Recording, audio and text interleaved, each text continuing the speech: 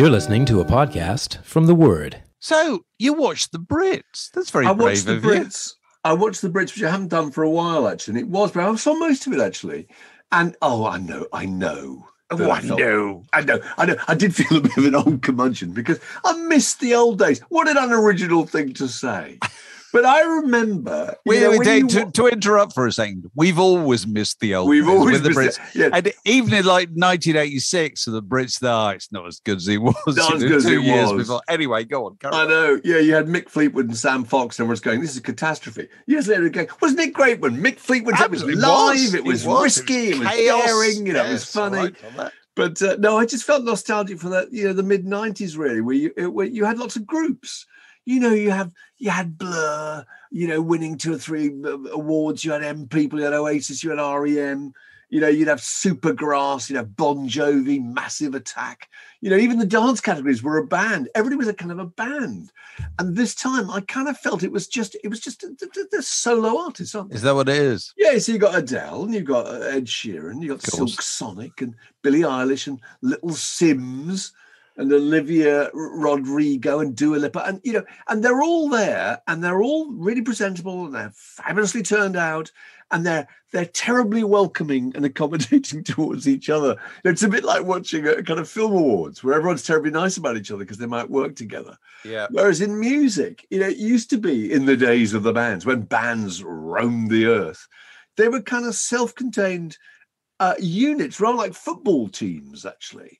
That were kind of playing a match, and you rooted for one, and you wanted them to win, and they were rivals, and they said unkind things about each other. And I can remember being at the Brits once and seeing Blur, I think it was, or about to go up and get the award, and they knew they were going up to get this award, and just beforehand they handed around a packet of cigarettes, and all lit up a cigarette, and one of them carried a bottle of lager. Yeah, and they stormed up on stage. One of them probably dropped the microphone, and one of them said something that apparently spontaneous. They thought about very cleverly to get them into the papers that kind of dissed Oasis, and I kind of loved all that, really, and it just seemed terribly polite now.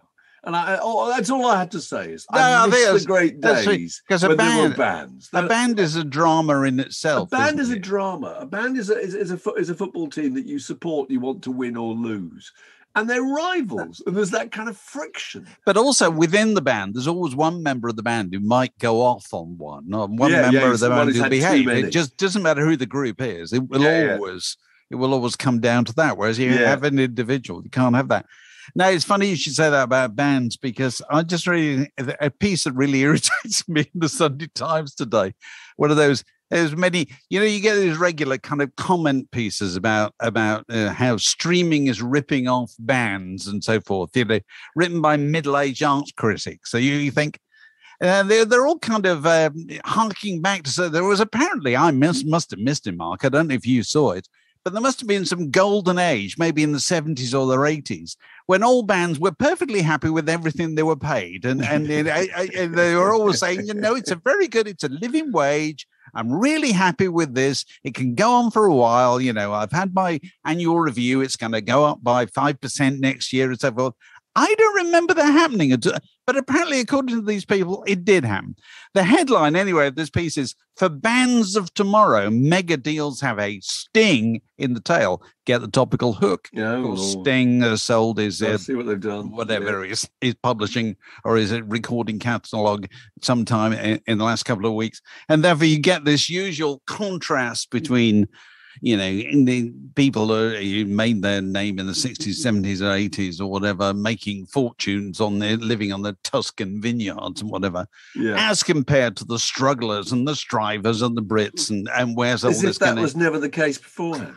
Yeah, absolutely. And also, for bands of tomorrow, as you quite rightly point out, there probably won't be any bands of tomorrow. Certainly don't appear to be. The way, you describe the Brits, it's an individual business. It's partly an economic thing. It's a lot cheaper to have a solo artist than some lumbering great, gang you've got to cart around with you. But one of the things in this piece is saying, it's going to be difficult for the average band. And I was just thinking about, who's the average band? Yeah. What does that mean? Was there ever an average band who kind of settled for being in the middle of the pack, you know what I mean? Not completely out of the game, and not at the top of it either. I don't think it ever worked like that, did it? And I mean, so many of the attempts to predict what will happen in the music business in the future are just completely, they're wasted breath, because what we've seen, we've seen a lot of change, haven't we, Mark? Yeah. We remember when it was green fields around here, and none of the things that have happened have been anything that anybody predicted at all, have they? No. Nobody predicted at any point in the 70s or 80s. I'll tell you what, in the future, there will be DJs who will be paid millions of dollars for playing records. Playing records. For playing records. The same records every night, possibly. Nobody predicted that whatsoever. Nobody predicted streaming. Nobody predicted you might pay £200 for a ticket to go to a festival. Nobody predicted that at all. So nobody knows what's going to happen with this stuff in the future, do they, at all? No, not a clue. And trying to predict. And it changes so rapidly, doesn't it?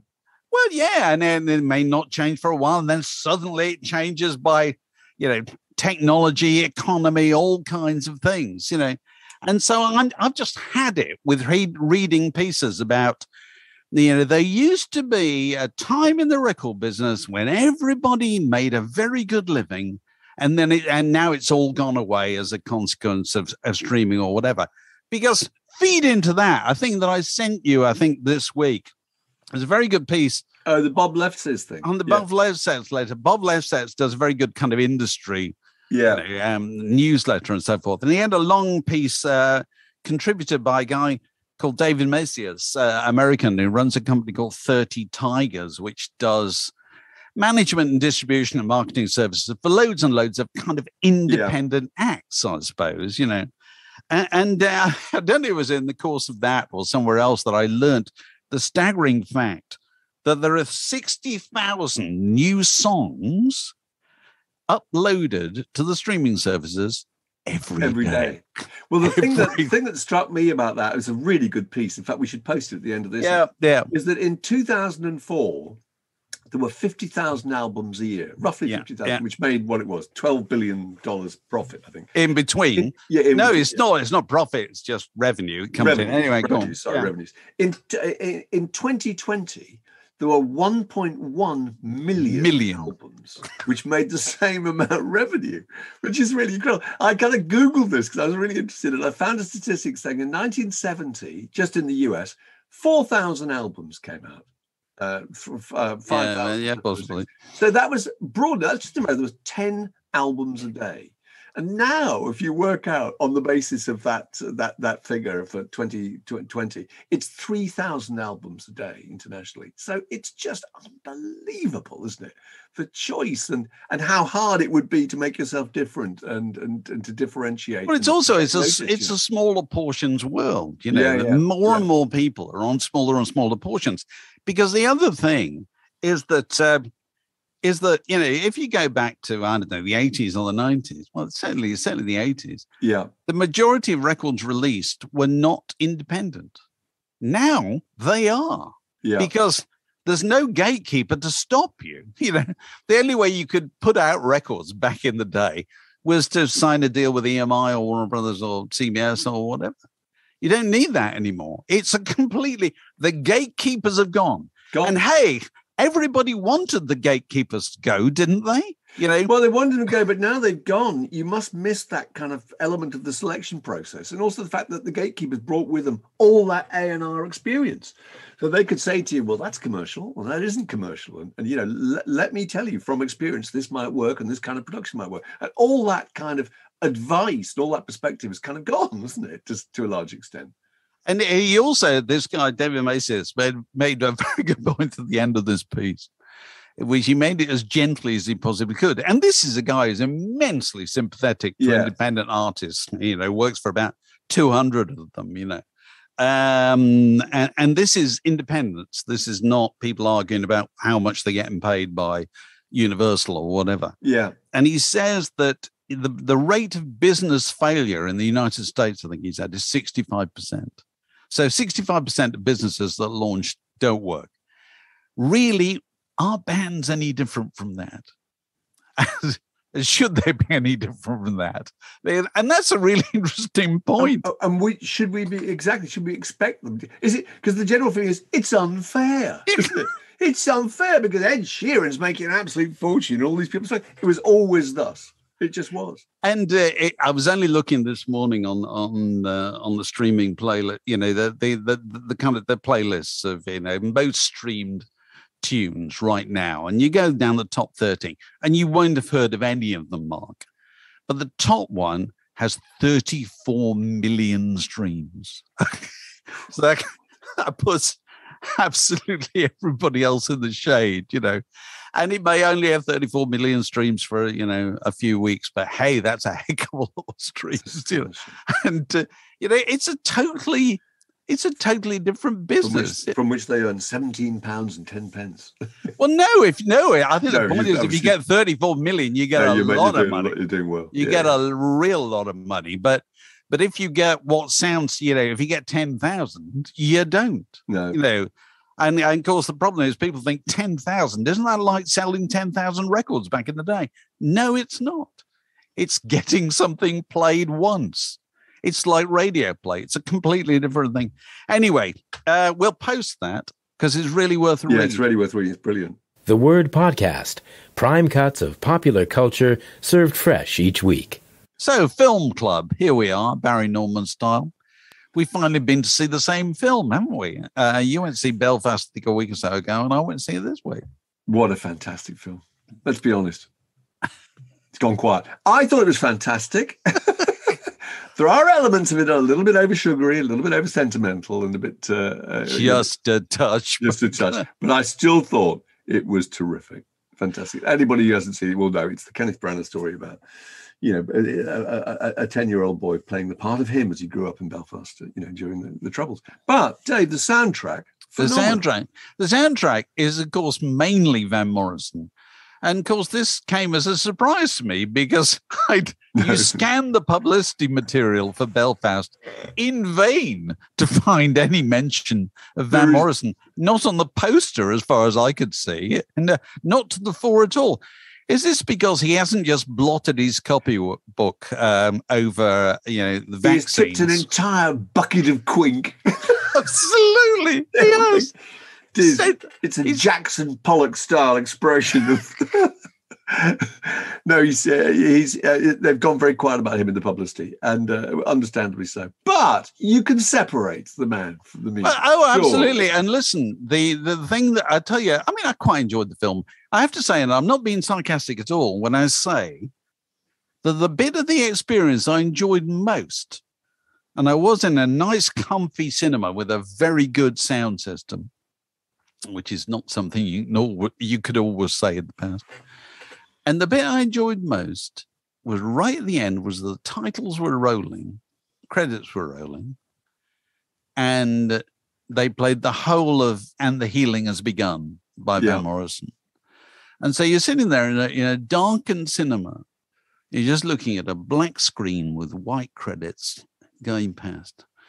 And you're utterly focused on the music, can't you? Because that's always been the power of music in cinema, that it can exclude everything else and make you listen in a way that you don't listen. And you're hearing ordinarily a massive sound system, a marvelous sound system, lots of different directions, and you're completely submerged in it. And I just thought it was wonderful because the thing that it's interesting, Van Morrison, well, he wrote those early songs which were about Belfast, but loads of other things that he wrote in America and so forth. And so very few of them are specifically about Belfast, apart from those kind of early ones. But still, he is associated in your mind with the place of Belfast more completely than any other musician I can think of, in any other city. I totally agree with that. You look at the details in his songs, where he's not just talking about the streets and Cypress Avenue and Hindford Street or whatever, or he's talking about the Hollow, he's talking about Davy's Chipper, and he's talking about, gravy rings and wagon wheels and barn bracks and snowballs and just elements of Belfast life that are part of the fabric of that whole world. And you could argue that I think to some extent Joy Division sum up an essence of Manchester. If I hear Joy Division, I kind of get the feeling of how I imagine Manchester might be. And you could probably say the same about the Smiths. There's a little bit of that about the Grateful Dead with San Francisco, and maybe the Kinks with early London, and certainly the Leith with the Proclaimers, but New Jersey, Bruce Springsteen. But has anybody been associated that closely as Van Morrison in Belfast? I doubt it. I don't think so. I don't think so. And he just keeps, reappearing on the soundtrack. I think he's wrote one new song. There's one new song on there. Yeah. But most of it's, I don't know, Bright Side of the Road and Jackie Wilson Said, and the Healing Has Begun. And he's just got that sound. It's kind of, it's Irish American. It's, it sounds like the sea to me. It does. It does. It sounds like the open air, Van Morrison, Yeah. And it just absolutely works in that film. And I think if you took away Van Morrison music from that film, it wouldn't have anything like the resonance it has, because I think it all comes from the music. Yeah, and to the extent that I think they should have actually stuck to entirely Van Morrison, because there's a load of other stuff in there. At one point you get Everlasting Love by the Love Affair, which is great and it sounds lovely, but I mean, you might as well just stick in the same frame. I think you could so easily have done the whole thing illustrated by Van Morrison. I think so. But that was my favorite bit, as the bit right at the end. And another item on Film Club, I'd like to recommend this to anybody who hasn't seen it. Booksmart is on the BBC iPlayer this week. Oh, you mentioned that. I've not had time to see it yet, but go on. Why did you like it so much? Booksmart is a film that probably only made a couple of years ago, 3 years ago, something like that. And it's about two teenage girls who are 18 years old, who have dedicated themselves so much to getting into studying hard at school, to getting into Harvard or wherever, that they realize on the last night of school that they've forgotten to party. They haven't done any of that at all. And so this is your classic kind of rites of passage film, which we've seen many. What a brilliant twist as well, because it's conventionally the other way around. Do nothing but cane it for 3 years and then panic. And they've gone the other way around.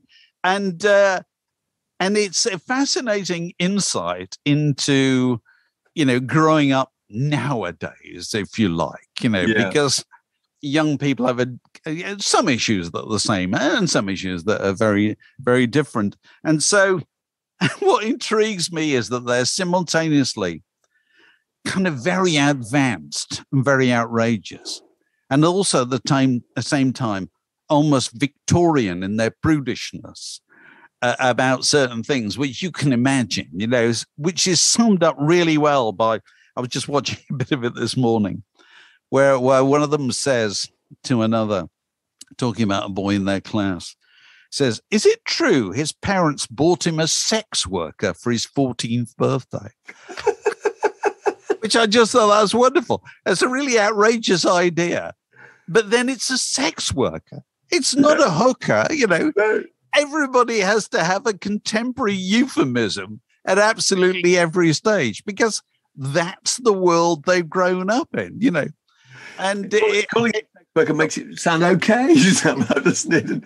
And acceptable. Well, I thought it was absolutely fantastic. It's really funny. We did a recording this week with Alexis Petridis. It was fantastic. Really Alexis. Fantastic. So many theories. Absolutely. It's really, I don't know if it's out there yet. It's probably not, but it will be soon. And it's really good. He talked about all kinds of things. And he talked about, he's got a daughter who's 15, 16, I think. And he's very illuminating on the subject of how younger people get to hear music and their differing relationships with music and so forth. But he said his daughter had said to him she liked Tiptoe Through the Tulips. And so he'd found her, Tiny Tim, doing Tiptoe Through the Tulips on YouTube. And she looked at it absolutely horrified. Danger. That's right. Absolutely horrified. Whereas we all used to look at Tiny Tim and thought, well, he's a bit odd, what I mean? But it's like, the definition of odd has so changed, over the years. So if you present a thing like that to a 16-year-old nowadays is like, what are you showing me this for? Yeah. I shouldn't be seeing this. It's the sort of picture to be shown in class that came with a very strong warning. Yeah. Yeah. Oh, anyway. So, Alexis, I do recommend that that you catch up with it if you haven't already done it's so good. It's absolutely excellent. So many ideas. We've had some really good ones over the last few weeks, and we'll have more good ones in the future, which you can support our important work if you're not already doing so. And if you're already doing so, you'll be watching this, not just listening to it, by being a Patreon supporter. Patreon.com, word in your ear, full details there. More of that later on. Great excitement, Mark. Great excitement. Finally. Your CD. My CD. Absolutely. Your 4-pack. 4 CDs, Mark. It's not just one. I know. This is great excitement. I've been thinking about this I've been boring you on the subject for more than 2 years. You've been sending me for the last, I don't know, what's been 18 months or something, just odd ideas of things you're doing. And so I think you're choosing one of these and, listen to this, it's Freddie King or whatever. And it's so fun. But explain the idea. Basically, it's a 4 CD thing. It's 4 CD set. I don't know. People may be familiar with this. Demon Records have done these collections with Gary Crowley and with Steve Lamacq in the past, where basically they focus on an area and, somebody's particular interest, and somebody does the selection and kind of fronts it, if you like. And so they came to me and said, would you like to put together a compilation of your favorite 70s records? And it's like, would I? That is everybody's fantasy. It's really, I mean, it's just a lovely idea because it's, there's all the stuff that we all know and, sold lots of records. And then there's all those things that you thought were better. The thing they said to me was, don't pick the obvious, because it's not, the greatest respect is it's not Jeremy Clarkson's 70s. You know what I mean?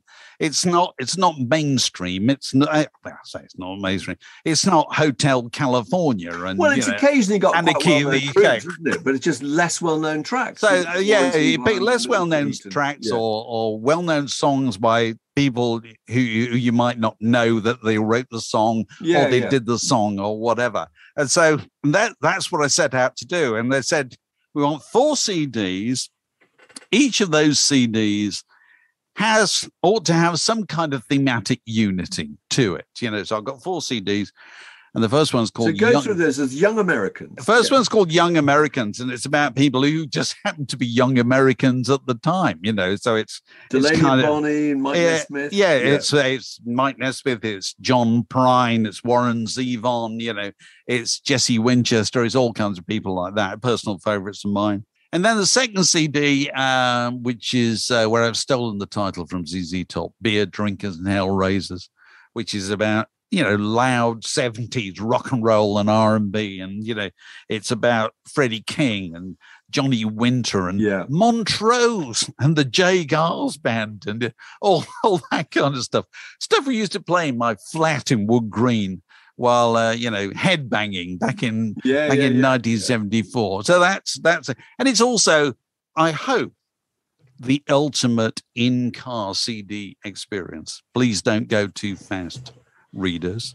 And then the third CD is Blue Ball Blues, which is such a good title because anybody our age gets that straight away. When you were going up and down a motorway, back in the day, there was the Blue Ball service station, wasn't it? Where you would Watford Gap, have revolting food. In fact, Roy Harper actually wrote a song about it. Wasn't it? He did. Food is the worst he got sued, didn't he? Got sued. It's about Watford Gap, and there was a line, there was a rhyme with Watford Gap, which I won't draw attention to. That's right. But it's all about that time when people were just in old comma vans, weren't they? Just kind of steaming up and down from. So this is who I've got on Blue Ball Blues. Yeah, Ronnie Lane and Slim Chance, Family, Murray Head, Bebop Deluxe, The Motors, The Records, Pato.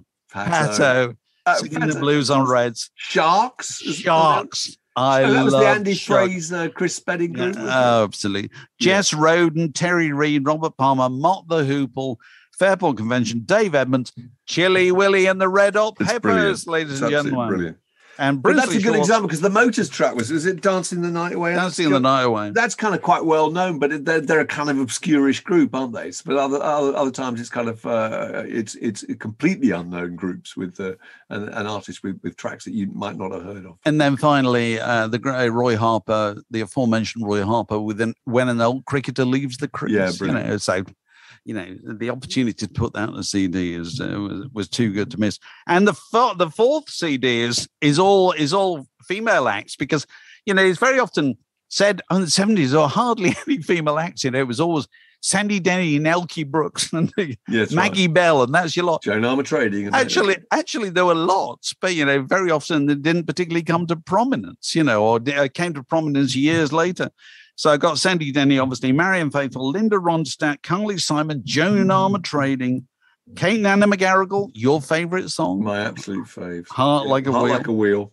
Maria Muldaur, Wendy Waldman, Valerie Simpson, Ellen Foley. Ellen Foley, who sang with Meatloaf on Bad Out of Hell, didn't she? Yeah.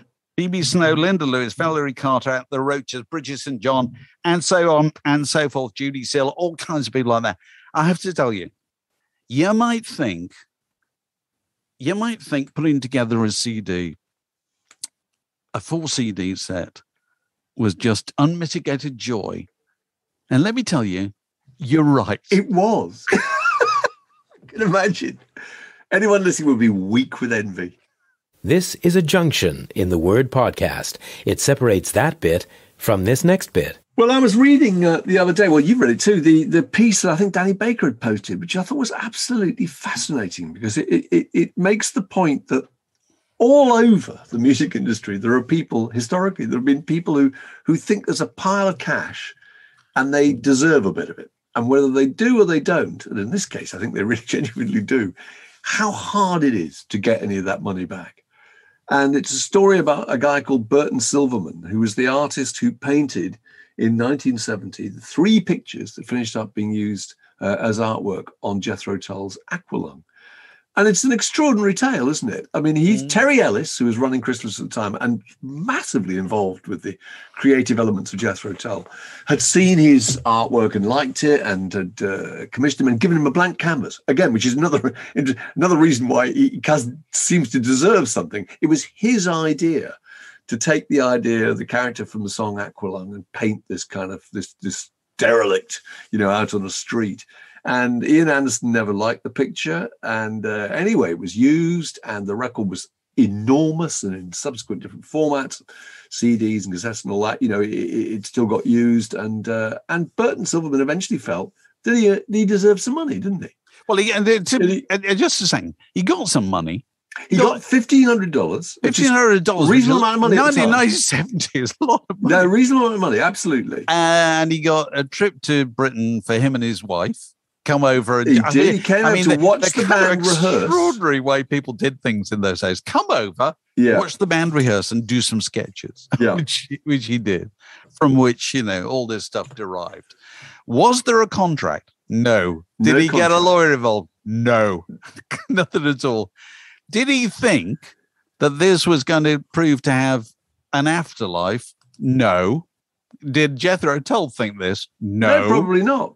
Nobody at all. But then what happened is that, rather like the Rolling Stones' Lips, that artwork, that image from the front of Aqualung became a kind of logo for the group, didn't it? It's as recognizable as, possibly more so, actually, as any other kind of representation of Jethro Tull. And therefore there are coffee mugs being sold with it on, and there are posters and there are T-shirts, and it's just become a massive part of their merchandise operation.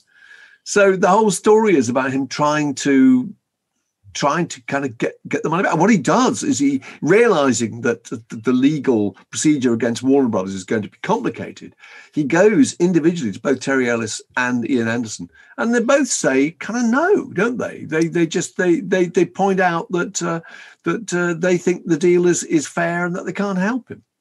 But also, it must be, and this is 50 years ago, isn't it? Yeah, yeah. And the ownership of Aqualung will have changed.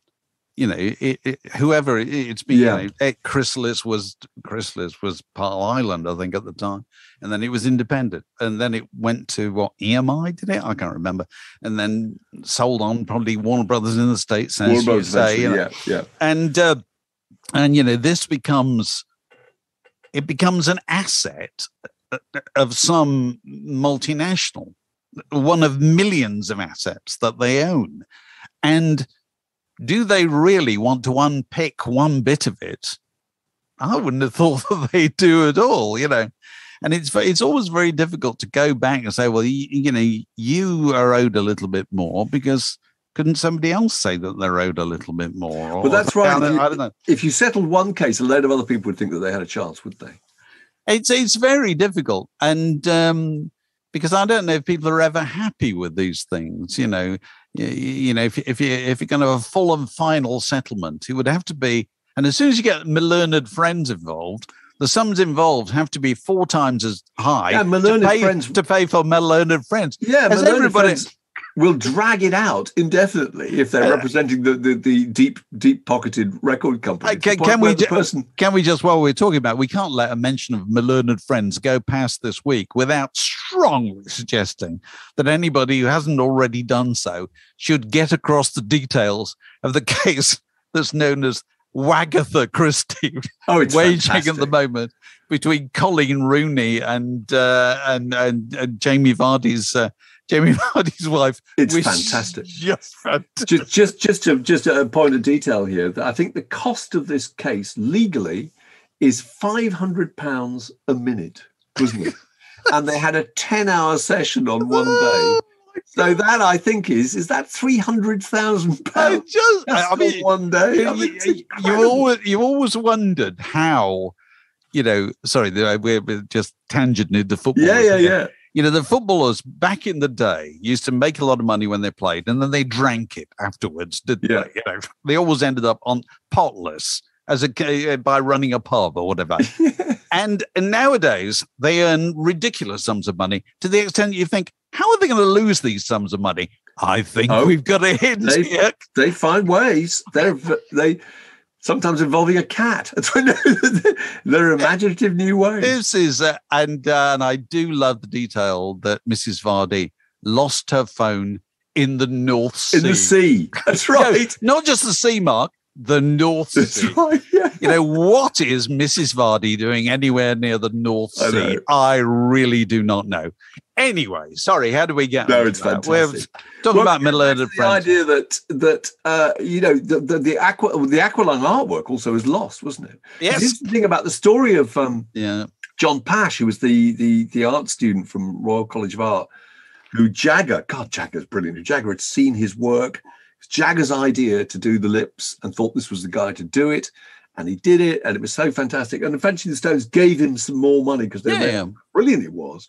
But also, somehow, he had retained copyright to that thing. He sold the logo for, I think, something like £400,000. Now, the guy who painted the Aqualung sleeve, Burton Silverman, it couldn't do that because the painting's missing, isn't it? Yeah, got it. I think it's been stolen or it's just missing. I mean, nobody knows where it is. So that was his one other revenue is, okay, I can't get a percentage for this, but I could at least sell the original. Hasn't even got the original. The Word Podcast. Fix yourself a drink and it's like being in the pub. We're joined by our special Patreon birthday guest, Nick Foreman. Happy birthday. Is it today, Nick? No, it's a couple of days' time on the 15th. On the 15th. And where are you, Nick? Well, I'm calling from Leicester. All right. Leicester. So this afternoon I've got the 4:30 kickoff against West Ham. Right. Which we're running on to later on. Are you a regular? I am season ticket, but not only Johnny Come Lately's. I was there when we were in. I was there when we were shit. Yeah, basically, yeah. Although we've had a tradition of winning for the last sort of 8 or 9 years, generally speaking. Right. So have you won the league famously a few years ago? Have you got a kind of a new section of supporters who are only used to the good times, who are possibly? Well, I think it was the case. I mean, when they started to get good and popular, commensurately, the stadium filled up. So we've always got a full house. Right. Oh, well, best of luck this afternoon. And when you won the league, the entire city appeared to take a week off to go mental. Was that the it'd make an amazing documentary, and it probably has done, actually. Not least that it was done on a sort of ragtag and bobtail team with brilliant team spirit, and of course won by 10 clear points, and didn't just sort of eke out that. No, absolutely incredible. It was absolutely thrilling, the whole thing. Yeah. So what are you doing on your birthday? Have you got a program of activities worked out? No, in fact, I'm just going to be in the office on my birthday, it being a Tuesday. Right. My son shares the same birthday as me, so in some respects, he's always sort of overshadowed. Oh, bet. Yes, absolutely. A little bit. But now they're both sort of free, and at the moment, we're sort of empty nest and just trying to reconcile with that now. So you empty nest because they're at university or whatever? That's right, yes. Yeah, the youngest one just went down to Loughborough last September. So can I just tell you, from the point of view of experience, they don't go away forever. They come back. Right. They come back. They do. Come back, and they expect a well-stocked fridge. Absolutely. Loughborough is only 10 minutes away from. There you go. There you go. And when they do finally kind of leave home properly, they still leave most of their possessions behind them and insist that you don't throw them away. Anyway. It's traditional. We've only been doing this a few weeks. It's traditional that our birthday guest gets to set the agenda for this little part of the podcast. Anything you'd like to raise, question, whatever? Well, indeed, I have perhaps two questions, and see which one you might prefer to answer. All right. Oh, there's a choice. As part of the Word in Your Ear Christmas tradition, we had our get-together on Boxing Day when we were supposed to tell everybody what we got for Christmas. And I'd slightly misread the email and just told you I'd got monogrammed towels.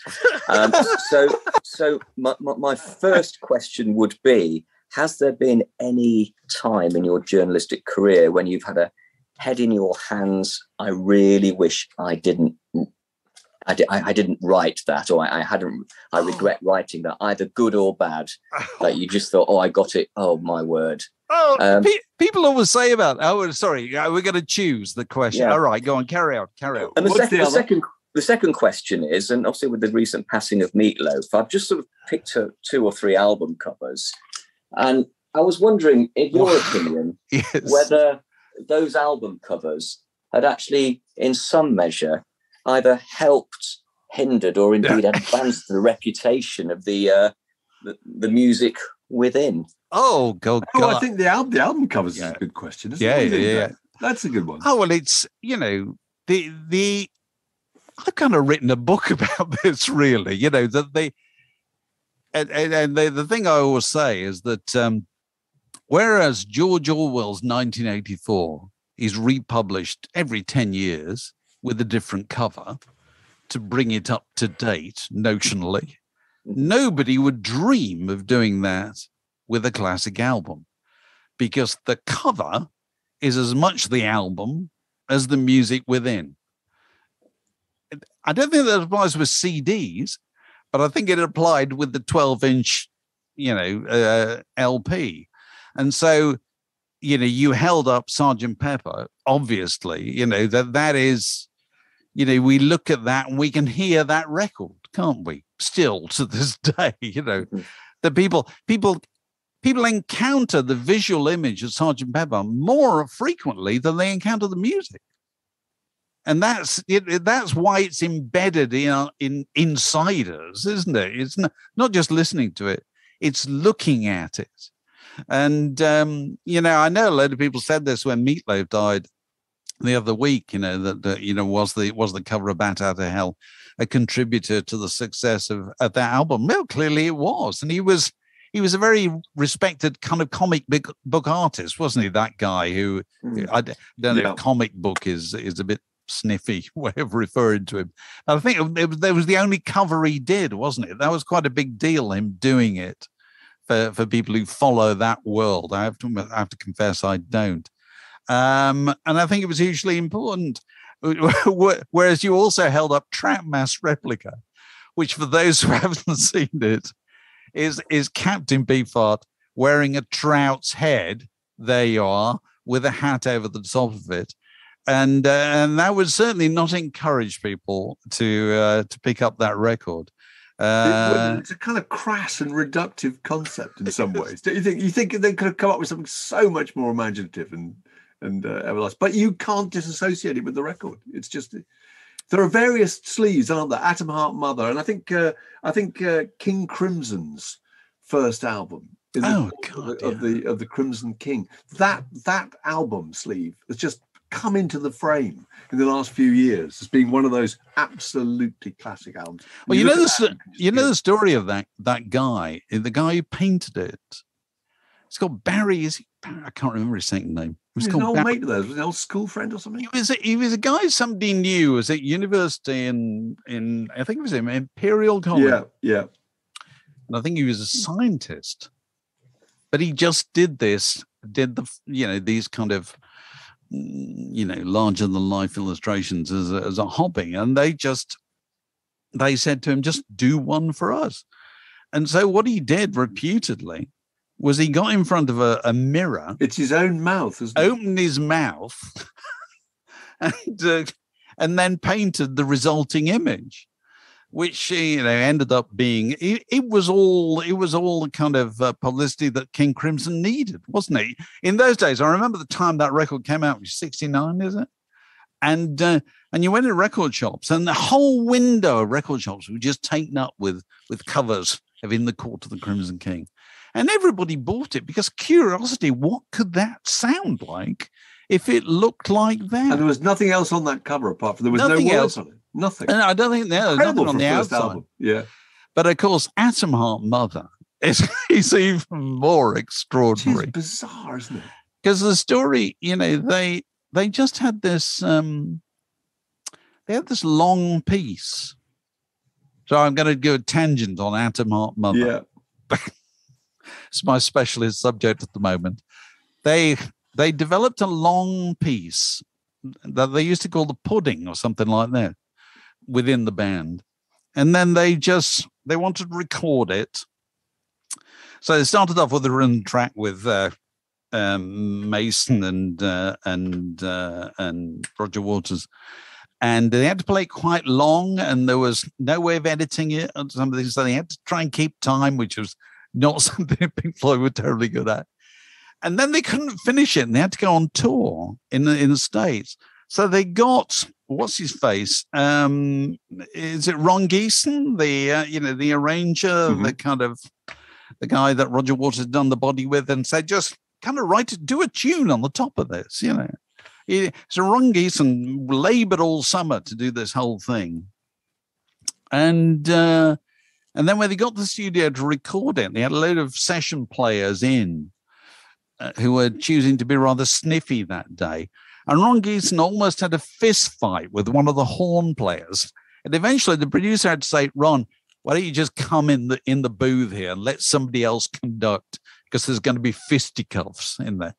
And that's the thing that ended up being called Atom Heart Mother, purely because somebody saw that headline, Atom Heart Mother, in the Daily Mail. In the newspaper, yeah. And then the cow... This is a hypnosis sleeve, wasn't it? This is, I'm going to tell you about this, Mark. That cow, I'm getting this from the recesses of my memory. The name of the cow, I think, was Lulu Bell.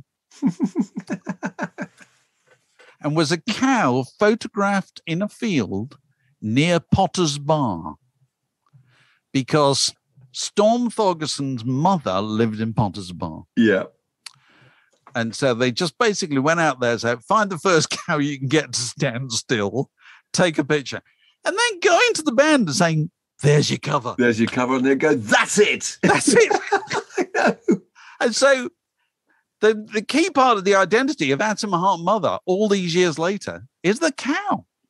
It's not the music, is it? Nobody's sitting around talking about fourth track on Atom Heart Mother. That's what it is. Precisely. It's the cow. On this Meatloaf album, everybody's credited except it seems the artist, the cover artist. Oh, really? You surprised me. On the back, let me just reread that. Yeah, it tells you Todd Rundgren's involved and Jim Steinman's involved. Who even mastered it. It's dedicated to Wesley and Wilma Adair and Louis or Lewis Steinman, but on nothing about who. Oh, really? A grand tradition. We were talking about that earlier on this very podcast, actually. The Aqualung cover and the fate that awaited the guy who painted the picture on the front of that. I don't know if Sergeant Pepper does actually say Peter. Oh, it does say Peter. It does say. Does it say Jan Howarth? Does it mention Jan Howarth? Oh yeah, staged by Peter Blake and Jan Howarth. It was his wife and collaborator at the time, and she was the person. Well, she did an awful lot of it, didn't she? Getting together all those extraordinary things. So yes, I think the answer to your question is that the visual images attached to 12-inch LPs were absolutely core to their appeal. Yeah, separable, and you simply wouldn't change them. Whereas CD, as soon as you do it that size, it sort of doesn't matter. There's a theory. The great Jackson Browne. I mean, if you think of Jackson Browne's first album cover, sorry, am I boring you here? But sorry, it's my specialist subject. The first Jackson Browne album cover is a canvas water carrier that in those days you used to fill up with water and then put over the radiator of your car when you went driving in the desert, so it stopped it overheating. With a weird and meaningless phrase on it, isn't it? The picture. Well, no, it's not meaningless at all once you know it's a canvas bag because it's saturate before using. That's right, but you don't, yes. Whereas on the album, nobody really knew, at all. But his theory was that album covers were like the shields of Native American warriors. So a warrior coming to manhood would choose his symbols that would represent him. I don't know, eagles, trees, God knows what. And these would be on a shield. And a shield is roughly the same size, same area as a 12-inch album cover, which again is roughly the same area as a design on a T-shirt. And it just kind of works, that theory. So that's the optimum size. That's the optimum size. If you do it smaller, it simply doesn't work. And it's that whole idea that you can walk down the street with it under your arm and people knew, well, they didn't know what it was. I was thinking about this with the Asthmatic Mother, particularly. People walking into the bus station in 1971 or whatever with that under their arm. Everybody else thought, he's got a picture of a cow. No, people thought, he's got a copy of coded message, wasn't it? Completely. I know. And the moment it became reduced to the CD, that people just lost interest in that kind of detail because you just couldn't see it. It just became a kind of logo and a kind of cell, really. So your second question, I cannot answer in detail. All I'll say is that, like everybody who's spent a lot of their time writing, and Mark will probably be the same, there are occasions when we snap into the fetal position under the duvet in the middle of the night, when we think about things we have said or written that didn't prove to be true. That's just the way it goes, isn't it? Really, that's the nature of the job. Details. That's the nature of the job. Completely. Sometimes you just get it wrong. Yeah. But it's like doing podcasts. People say, "Oh, you got something wrong." Well, you're opening a mic and you're talking for an hour and a half. You're bound to get something wrong. I hope there's nothing too terribly wrong in what we've just said, Nick. No, that's lovely. Thank you. Okay. Well, have a good birthday. Have a great birthday on Tuesday. And all the very best. Cheers. The Word Podcast. 2 cocoa tins and a piece of string. And here we are. Any Other Business, joined by Alex Gold. Where are you now, Alex? I am in swinging Miami, where it is raining, would you believe? Good. That's really comforting. Serves you right. I won't mention that it's also 23 degrees, but... fine. I'm just so glad it's raining. That's great. Major dilemma this morning because I wasn't really sure whether I could wear shorts or not. Such a problem. I know. Terrible. I've actually gone for skinny jeans, just so you know.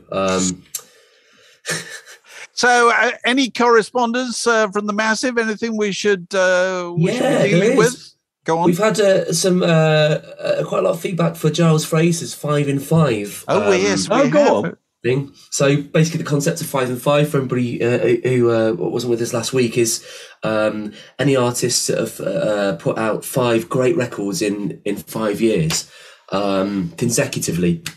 Andrew Slattery via Patreon has suggested Roxy Music.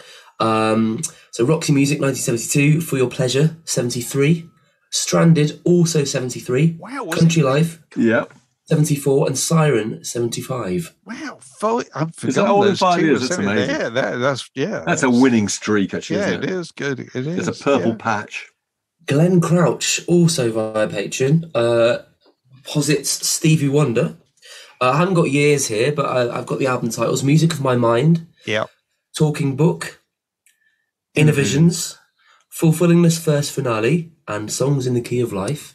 You're not wrong about that. No, that's a really good choice. Not wrong about fabulous. And actually, more than one of there's one double in there, isn't there? Songs in the Key of Life is a double, isn't it? It's even more remarkable. Technically 6, yeah. Chuck Lonson, all the way from Swinging Georgia on Patreon, puts forward REM, Murmur 1983, Reckoning 84, Fables of the Reconstruction 85, Life's Rich Pageant 86, and Document 87. That's liftoff, isn't it? Really is. It's fantastic. Ian Gould, also via Patreon, Miles Davis, Miles in the Sky 1968, Feels the Kilimanjaro 1969, In a Silent Way also 1965. 69, sorry. Bitches Brew, 1970. Jack Johnson, 1971. Very 5 great albums in 4 years, he points out. And John Morris, also via Patreon, suggests Brian Eno with Another Green World, Discrete Music, Before and After Science, Ambient One, Music for Airports, and Music for Films. I don't know, Brian Eno counts. Half of those are silence, aren't they? Can you get that excited about those ones? I'm not really sure, actually. I like Brian Eno. I know, but I mean, I just don't know how utterly classic they are. Would you know which one was playing, which one was next? You know, I'm not sure you would. we're actually, to correct something, pedantic correction from Mark Stevens. We said that Ed Sheeran was a Chelsea supporter. He's not. He's an Ipswich supporter. Oh, is he? Sorry about that. So he knows about pain, you know. And so who else? Yeah, we were talking about things that were inscribed on the back of album covers, with instructions as to how to play them loud and so forth, you know. And Andrew Slattery's found this on the rear cover of a Horselips Dancehall Sweetheart. There's going back. It says, the next is file under reasonably popular. I don't remember that, but that's very good. That's good. There's been no Horselips revival, has there? No, it hasn't happened at all. Not yet. No, we're on tenterhooks. Yeah. Any moment. This week we've also launched our Down the Rabbit Hole special service for Patreon supporters, in which Mark and I go down the rabbit hole in pursuit of personal obsessions of ours, I think it's fair to say. Yeah, in ridiculous detail. And it's been very warmly received. It is. Very, really encouraging. We will do more. We will do more. The first one's about the Dave Clark 5. There'll be more coming in due course. And if you'd like to get one of these. And of course, we make them available via the genius of Patreon. We make these so that they come through your podcast provider, don't we, Alex? I think that's fair to say. Yeah. So if you'd like to join up the ranks of our Patreon supporters, and we'd love you to do that, if you go to patreon.com/word in your ear, and the full details will be there. What else we got to talk about, Alex? We've penciled in our word in the park for indeed June the 18th. It's a Saturday. We've booked the weather. We've booked the weather. Yep. Is in Holland Park. Further details will be coming of that in due course. We've got also around attics, haven't we? Yeah, we must mention again the Alexis Petridis one, which is coming out soon, which is fantastic. Yeah. There are lots more in the bag. And we're also actually look out for me and Mark Ellen to mark the release of my my 4 CD set, Deep 70s, which is coming out at the end of May. Mark and I will be droning on about old records, live and in appearance, live than you'll ever be at Rough Trade East. And so further details of that underneath this. This podcast was brought to you by The Word.